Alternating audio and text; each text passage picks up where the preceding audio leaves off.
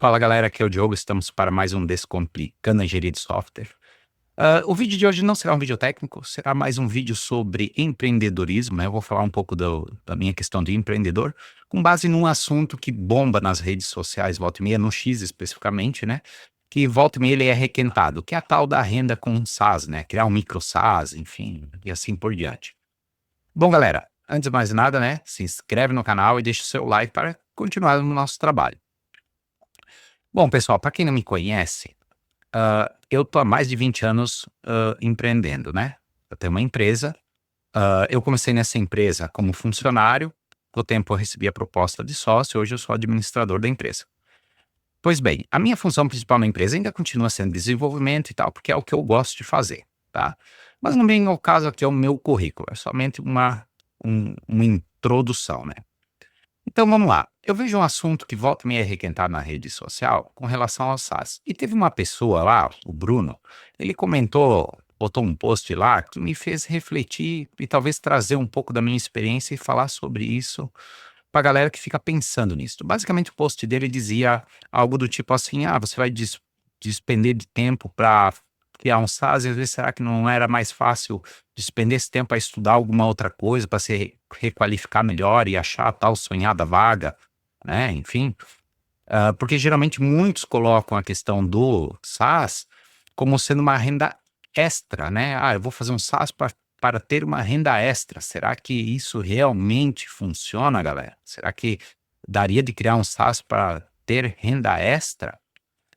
Bom, então vamos lá, vamos primeiro item ali, eu botei 3 tópicos para ser rápido, né. Então vamos falar, mina de ouro ou furada? Alguns vendem com mina de ouro, principalmente em umas propagandas, ultimamente eu notando no YouTube, né, eu vejo bastante vídeos no YouTube, eu tenho notado que tem vindo muita propaganda, tipo assim: "Ah, construa o seu SaaS, viva de renda, renda passiva com SaaS, não sei o que, você pode construir o seu sistema em minutos". Galera, tem muita mentira por trás disso aí, não é tão simples quanto parece. Tu até pode construir alguma coisa, mas será que essa alguma coisa é útil? Tu tem um cliente para essa alguma coisa?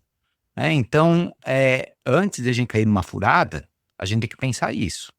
Se nós temos um cliente para o que a gente deseja criar. Se a gente não tem um cliente, somente uma ideia que a gente acha lá mais ou menos, aí nós vamos cair na sorte, né? Nós vamos cair num ramo esotérico. Será que eu posso lançar isso e virar uma mina de ouro? Eu posso também lançar isso e ser uma furada. Como posso lançar isso, não ser nenhuma mina de ouro, eu conseguir uma rendazinha ali e também não ser uma furada, né? Então, nós temos essas duas coisas, tá? Primeiro ponto que a gente tem que pensar, a tal da mina de ouro. Galera, se fosse tão fácil criar uma mina de ouro com projetos de tecnologia, todo mundo que fosse, eh, digamos, um desenvolvedor, né, com skills bem apuradas, seria rico. E não é bem assim que funciona. A gente sabe que são poucos os produtos que se destacam no mercado. Tu tem que criar algo muito diferenciado e tu tem que ter detalhe, tem que ter um investimento de marketing pesado em cima para algo assim despontar e se tornar, digamos, top, né, nível onde tu simplesmente da noite para o dia vira lá uma big tech, né. Então, tem que tomar cuidado com esse tipo de discurso, porque na vida real não é tão assim, tá. Até depois eu vou falar dos custos ali, então eu já falei de marketing, então esse é um ponto, tá. A questão da furada é aquela coisa, eu achar que porque eu sou um cara bom e tal, e eu vou criar um produto aqui, esse produto vai ter aderência, vai ter usuário, não é bem assim que funciona. Às vezes, tu sendo um cara mais comercial do que desenvolvedor, é capaz de tu criar um produto que adere melhor ao mercado do que tu sendo desenvolvedor, né. Então, tem que pensar também sobre essa questão. Então, essa é um primeiro ponto que a gente tem que desmistificar. Então nós temos que ter claro o que que a gente vai criar, porque senão não adianta gastar tempo, tá. Custos, botei ali uma questão ali, custo somente financeiro? Aí que vem a pergunta, não. Você vai ter custos financeiros, obviamente, você pode ter algum burnout, algum excesso de trabalho, porque se tu pensar a renda com SaaS e ainda vai estar trabalhando, né, você vai ter que tirar tempo para fazer isso fora de horário. né, no teu horário de descanso e tal. Então tu vai deixar de aproveitar a tua família, vai deixar de descansar, vai deixar de sair com os amigos, enfim, para tentar tirar isso do papel. Isso pode causar sérios problemas, que não são só relacionados a financeiro, e sim problemas relacionados à saúde mental, né? Vai se desgastar e olha, galera, eu já passei por isso, conheço muita gente que já passou por isso e é complicado, certo?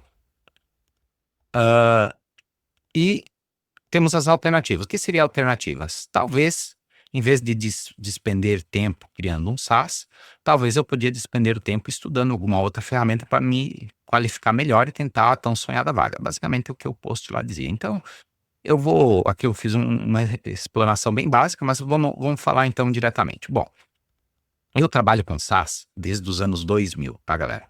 Então, assim, ó, na nossa época não se falava SaaS, né? Esse termo surgiu depois, né? SaaS significa Software as a Service, né? Software é um serviço. Eu já trabalhava com o meu software sendo um serviço, porque desde da criação dele, eu já trabalhava com a questão de recorrência. Eu não vendia o software, eu trabalhava com recorrência. Então, esse é um SaaS, tá? Tu tem uma recorrência, tu tem um fixo que tu recebe em cima desse produto. E o usuário não é detentor dele, né? Bom, o que acontece? O meu sócio, que foi quem começou o produto, ele trabalhava na maior confecção aqui do sul do Brasil, certo? Então ele já tinha um cliente, que era esta confecção, certo? Ele era TI dentro da empresa, aí ele saiu e desenvolveu todo um ERP para essa empresa. A partir desse ERP, ele criou uma empresa depois e, né, eu entrei de funcionário no começo, tinha outras pessoas lá, enfim. E a partir do momento que tinha esse cliente, que era a maior confecção aqui do sul do Brasil, o que que acontece? Era mais fácil tu abrir portas para achar outros clientes. Naquela época a gente não tinha o que se tem hoje, divulgação na internet e tal, né? Tu poder fazer como é que se chama? Um marketing direcionado, esse tipo de coisa. Tu tinha que bater porta, né? Ou tu tinha a famosa mala direta. O que que era mala direta? Era você fazer um pacotinho, botar lá dentro uma caneta, um folder, um bloco, né? Um mousepad e tu mandava pro teu cliente isso pelo correio, certo? Pro teu possível cliente, né? Nem cliente, possível cliente para tentar fazer uma propaganda para ver se abria alguma porta, né? Tinha que ir de carro nas empresas, né? Visitar, bater pé, né? Então era assim que funcionava. Porém, a gente teve um pouco de sorte, porque tinha já um cliente grande, né? Que era referência para outros clientes do mesmo ramo. Inclusive, o nosso primeiro produto era o ERP para a indústria de confecção, certo? Então, isso nos abriu portas, tá? Então, aqui a gente chega na primeira questão. Na questão, você tem um cliente para botar isso aí a rodar, para startar isso aí? Então, esse é um primeiro ponto, né? Criar por criar, você vai cair num ponto aí muito nebuloso. Talvez você vai gastar muito tempo e talvez não encontre o seu cliente, certo? Então, é basicamente dessa forma, tá? Falando também nesse ponto de se ganhou dinheiro ou não. A empresa tem hoje 21 anos, tá? Tá indo para 22 agora em novembro.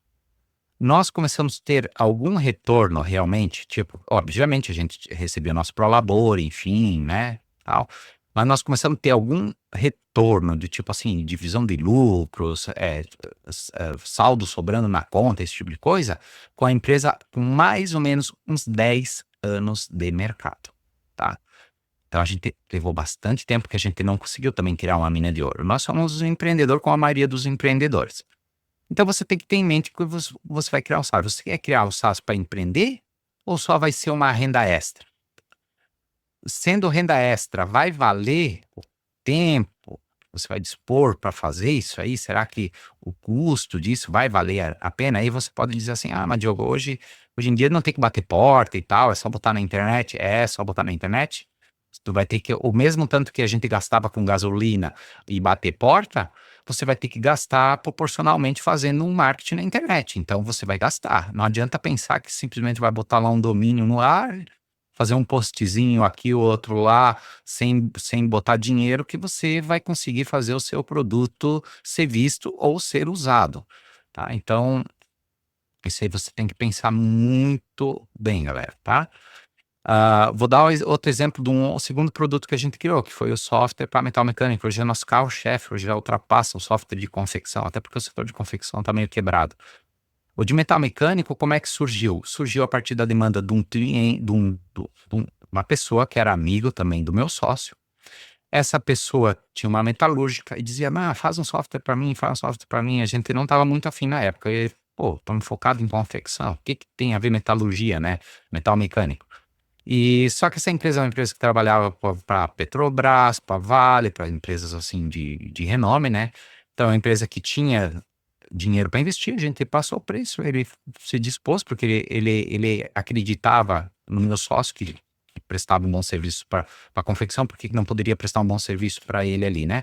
Ele já tinha se desiludido com algum software, e a gente acabou criando o software de metal mecânico, hoje é nosso carro-chefe, hoje é o software que hoje a gente está em empresas muito maiores que inclusive as empresas de confecção que a gente atende, tá? Então, mas novamente, a parte surgiu da demanda de uma empresa que já estava disposta a investir naquilo ali. Beleza, galera? Então, essa é uma coisa que você tem que pensar muito bem. Falando dos custos agora, tá? Primeira coisa, eu vou criar, vai ser na minha hora vaga e tal. Então já coloque que você vai ter um custo que não vai ser mensurável, que é o custo da tua sanidade, né? O quanto você vai estar disposto a gastar digamos, do teu lazer, das tuas coisas para fazer. Então, esse é um custo que não é financeiro, mas você vai ter, tá? E muito difícil mensurar. Bom, eu diria que é praticamente impossível.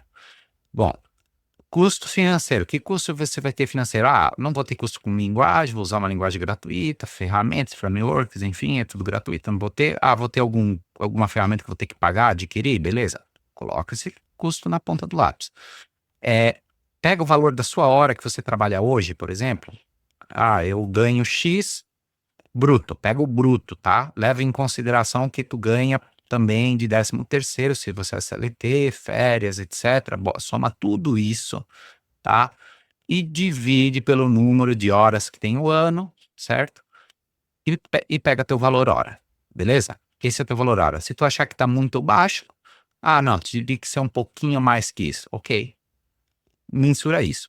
Calcule o tempo que você vai ter para fazer esse produto. Faça pelo menos um planejamento antes, não saia fazendo o produto. Faça um planejamento que você quer fazer, para você ter uma ideia de quanto monetariamente seria isso aproximado, custaria esse produto, tá? Para ti também ter uma noção se você vai conseguir recuperar este investimento, tá? Bom, você vai ter custos que eu já falei ali de também divulgação. Não adianta você pensar que vai ter o produto pronto, vai botar num domínio, vai fazer 2, 3 postzinhos e o pessoal vai estar usando. Você vai ter que ter divulgação, tá? Ou você vai fazer a moda antiga e bater porta e procurar cliente, mas pensando que você trabalha já 8 horas dia para uma empresa e você não tem esse tempo, vai ter que ser fora do horário, você vai ter que fazer um marketing na internet. Você vai gastar, tá? E não pense que vai ser só R$ 1.000, R$ 5.000, você vai gastar, tá? Então, tenha em mente que público você quer atingir, provavelmente você vai ter que contratar alguém que saiba fazer isso, para não botar o teu dinheiro fora, né? Não faça por conta. Contrate alguém que entenda de marketing, para às vezes poder direcionar o teu produto, né, para determinado público, para aquela propaganda chegar. Então, isso aí é uma coisa que você vai ter um problema. Segundo problema, até eu não botei aqui, deveria ter colocado um tópico a mais aqui: contrato e legislação, tá? Eu, na minha empresa, em 21 anos de mercado, né? E isso, tu conversar com qualquer pessoa que tem empresa, tu já teve algum litígio judicial, tu já teve algum problema com o cliente na justiça, tá? Não vá pensar que tu vai botar um produto lá e tu não possa ter um problema com algum cliente daqui a pouco, te botando ainda mais se é um produto que lida com dados financeiros ou se lida com dados fiscais, coisas desse tipo, que pode dar um problema lá no sistema, digamos, lida com dados fiscais, emissão de nota fiscal. Aí o cara vai lá, emite a nota sai errado e foi alguma coisa que o sistema deixou uma brecha ali que emite errado. Se o cara achar que ele vai te processar, ele te processa. Então, tenha em mente esse tipo de coisa. Não pense que é só colocar no ar, lindo, maravilhoso, os clientes estão assinando, tá tendo recorrência e daqui a pouco tu recebe uma notificação judicial, algum problema e tu vai ter que gastar com advogado, se defender, esse tipo de coisa. Então tenha em mente esse tipo de situação, tá? Isso está no teu custo também, tu tem que ter esse custo embutido aí. Beleza? Tá? Se você está pensando em fazer SaaS de sistema gerencial, que daí tu, no mínimo, vai ter uma nota fiscal, alguma coisa, tu vai ter outros custos envolvidos ali. Vai ter custo com Cefaz, tu vai ter que homologar sistema. Hoje não tem mais aquela homologação que nem tinha antigamente, mas tu vai ter que dizer lá na nota eletrônica quem é o responsável técnico. Esse responsável técnico vai ter que estar cadastrado na Cefaz, da onde tu vai atender, se é Santa Catarina, Paraná e por aí vai, tá? Então tu vai gastar tempo com burocracia, com esse tipo de coisa. Então tu tem que ter muito bem em mente o que você vai fazer, tá, galera? E botar isso aí na ponta do lápis. Bom, alternativas. Então vamos às alternativas, que daí é basicamente o post lá do nosso amigo lá. Você pensou tudo isso aqui que você vai fazer. Se você está pensando para fazer como renda extra, tu tem que pensar o seguinte: será que vale a pena? Tá? A gente acaba caindo nessas questões, porque eu preciso ganhar um pouquinho mais, tô apertado, esse tipo de coisa. Eu inclusive na empresa, tá, a gente fez projetos, por exemplo, teve uma época que a empresa estava passando por dificuldade, eu devia estar ali no limiar dos 5 anos ali, né, que é aquele limiar que a maioria das empresas quebra, e a gente chegou a pegar alguns projetos pela empresa, onde a gente construiu o sistema para aquela empresa, ela pagou um valor e ficou por aquilo mesmo. Imagina as maiores furadas que a gente fez na nossa vida, tá? Porque nós podíamos ter gastado esse tempo em talvez melhorar um pouquinho mais o que estava dando recorrência, mesmo que pouco, mas por causa de um dinheiro mais fácil, a gente optou por fazer alguma coisa. Só deu pepino, tá? Tem cara desse que até hoje chama a gente volta e meia para resolver alguma coisa. Hoje a gente já diz assim, fulano, se tu não pagar tanto de hora aqui, não vai. Mas assim, é, é mais encheção de saco, tá? Então, no fim, a gente acaba inflando a hora para poder atender o cara, mas o cara ainda quer ser atendido e acaba atendendo. Mas não damos customização, não damos mais nada, só que assim, enche o saco. Então, não faça isso, tá? Não faça. Nós estamos falando de SaaS aqui. Se tu vai fazer algo para vender, não faça. Não faça, porque tu só vai se incomodar, tá, galera? Isso é uma coisa pepino, tá?